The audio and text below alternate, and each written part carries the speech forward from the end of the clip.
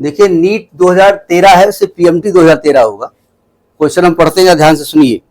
लिखा है coil of self inductance L is connected in series with bulb B and an AC source.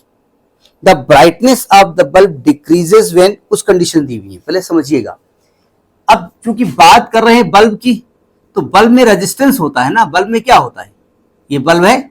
अब ऐसा बनता नहीं है, अब मैं इतना बढ़िया बल्ब बना नहीं पाऊंगा, मैं ऐसे बनाए दे रहा हूं बल्ब, फिलहाल ऐसे बनाए दे रहा हूं बल्ब। वैसे बल्ब है नहीं, लेकिन मैं कह रहा हूं बल्ब है तो है। ये बल्ब है और इसके आगे एक कॉइल लगी हुई है और इसको एक एसी सोर्स से जोड़ दिया गया है।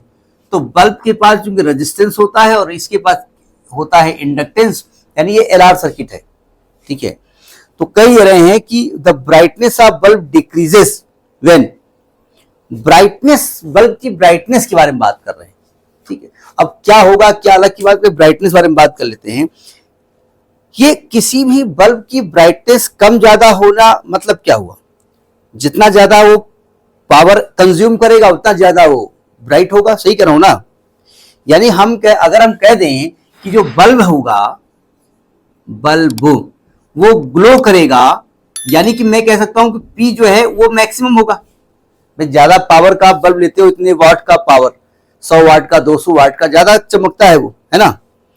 और P बराबर क्या होता है, I²R, यानी जितना ज्यादा करंट लेगा उतना P मैक्सिमम होगा। यानी कि मैक्सिमम P के लिए for P max I max होना चाहिए, नहीं समझे।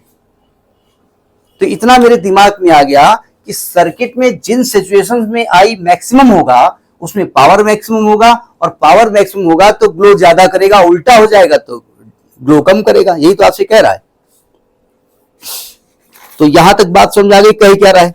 तो पहले आई के बारे में बात कर लेते हैं, आई को कौन डिस्टर्ब कर रहा है, जरा देखिए ध्यान से, लॉजिक समझ हम कह क्या रहे हैं, ठीक है। तो मैं जरा आई के बारे में बात कर लेता हूं। देखो एक वोल्टेज सप्लाई आपने दिया है, V बराबर V0 साइन ओमेगा टी। तो एक्चुअली में एलआर सर्किट है, तो आई बराबर क्या होगा, V अपान जेड। तो V अपान जेड क्या होगा, अंडर रूट, जेड बोले तो अंडर रूट क्या लिखा जाएगा, एक्सएल का स्क्वायर प्लस आर का स्क्वायर। तो V upon under root, XL हो गया ओमेगा एल का स्क्वायर प्लस आर का स्क्वायर। तो V बराबर ओमेगा, देखो ओमेगा को 2πf लिख लेते हैं, 2πf। अब जरा L के बारे में बात कर लेते हैं। सेल्फ इंडक्टेंस का फॉर्मूला क्या बताया गया था, mu of medium into N square A by L था, यही फॉर्मूला था ना। कोई भी कॉइल अगर उसमें number of terms capital N है, उसकी लंबाई एन है, area of cross section A है, ठीक है, तो मीडियम के लिए फॉर्मूला था mu M N square A by L. यानी एल को लिखा जा सकता है, ये एल की वैल्यू थी, मतलब mu nought N square A by L का पूरे का whole square plus R square. ये पॉइंट समझ में आ गया, ये फार्मूला समझ में नहीं आया। ठीक है, अब जरा समझिएगा ध्यान से, पूरा दारोमदार इस पर फिक्स करेंगे। पहले यहां तक फार्मूला समझ आ गया। अब अपने पार्ट पे आ जाओ। आपके जो ऑप्शन दिए गए हैं, चूंकि मैथमेटिकल नहीं है, ये लॉजिकल है, वो अलग की बात, फार्मूले से हम निकालेंगे। अब आपसे कह ये रहे हैं, देखो ध्यान से, आपसे कह रहे हैं कि जो ब्राइटनेस बल्ब की डिक्रीज होगी, तो डिक्रीज होने के लिए हम वो केस लेंगे जिसमें आई मिनिमम हो जाए, तभी तो काम चलेगा भाई। आई कम हो जाएगा तो पावर कम हो जाएगा, पावर कम हो जाएगा तो बल्ब का ग्लो कम हो जाएगा। पहला पार्ट ये कह रहे हैं कि the frequency of AC source decrease. देखिए ध्यान से, अगर फ्रीक्वेंसी डिक्रीज करोगे तो ये वैल्यू बढ़ेगी घटेगी,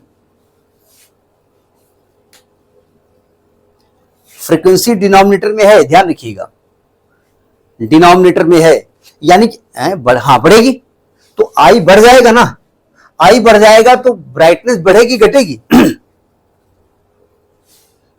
तो यानी कि ये पार्ट तो सही नहीं है, क्योंकि आपसे तो कह रहा है ग्लो कम हो जाएगा, तो पहला पार्ट नहीं हो सकता।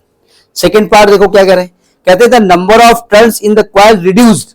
अगर नंबर ऑफ टर्म्स रिड्यूस कर दोगे तो ये वैल्यू घट जाएगी ना, एल की वैल्यू घट जाएगी ना, और एल की वैल्यू घट जाएगी तो ओवरऑल डिनोमिनेटर घटेगा तो आई बढ़ जाएगा, आई बढ़ेगा तो पावर कंज्यूम्ड बाय बल्ब बढ़ेगा, पावर कंज्यूम्ड बाय बल्ब बढ़ेगा तो ब्राइटनेस बढ़ जाएगी। यानी कि ये पार्ट भी गलत है, सही कह रहा हूं मैं। सी कह रहे हैं कि the capacitance of resistance XL and XC induce the same circuit. मतलब एक इसमें कैपेसिटेंस लगा देंगे और एक्सएल बराबर एक्सी हो जाए। भैया एक्सएल बराबर एक्सी कर दोगे तो उसमें पावर मैक्सिमम हो जाती है। आप जानते हैं कि रेजिस्टेंस रिड्यूस हो जाता है। भाई अगर आपने यहां पर सी इंट्रोड्यूस कर दिया तो उसमें जेड की वैल्यू हो जाती है under root R square plus XL minus XC का होल स्क्वायर। क्यों? अगर आपने एक्सएल एक्सी को सेम कर दिया तो जेड आपका क्या हो जाएगा, जेड आर के बराबर हो जाएगा आपका ना, जेड आपका आर के बराबर, यानी जेड रिड्यूस हो जाएगा, यानी उसमें पावर ग्लो होगी, ज्यादा ग्लो करेगा वो। ठीक है, तो यानी कि ये पार्ट भी गलत है, तो यानी चौथा अपने आप सही हो जाएगा, लेकिन फिर भी क्रॉस चेक कर लेते हैं।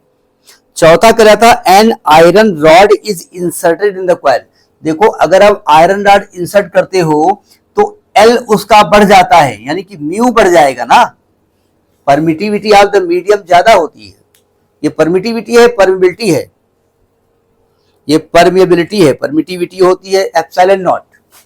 ठीक है, तो जब आयरन रॉड को इस कॉइल के अंदर इंसर्ट करोगे तो परमिबिलिटी बढ़ जाएगी, परमिबिलिटी बढ़ जाएगी तो एल बढ़ जाएगा। और यहां देखो अगर एल डिनोमिनेटर में है, अगर एल बढ़ जाएगा तो आई घट जाएगा। भाई डिनोमिनेटर में है ना एल, तो डिनोमिनेटर में अगर एल बढ़ा दोगे तो आई घट जाएगा, आई घट जाएगा तो पावर रिड्यूस हो जाएगी, पावर रिड्यूस हो जाएगी तो बल्ब का ग्लो कम हो जाएगा। बात समझ में आएगी नहीं आई? यानी ये डी पार्ट इसका सही है। मतलब आपका इसको आंसर देने के लिए आपको ये देखना पड़ेगा कि डी सही है तो एबीसी गलत क्यों है। ठीक है, ये ध्यान रखिएगा, जो कह क्या रहा है। तो ये आपका पीएमटी 2013 का क्वेश्चन है। ठीक है।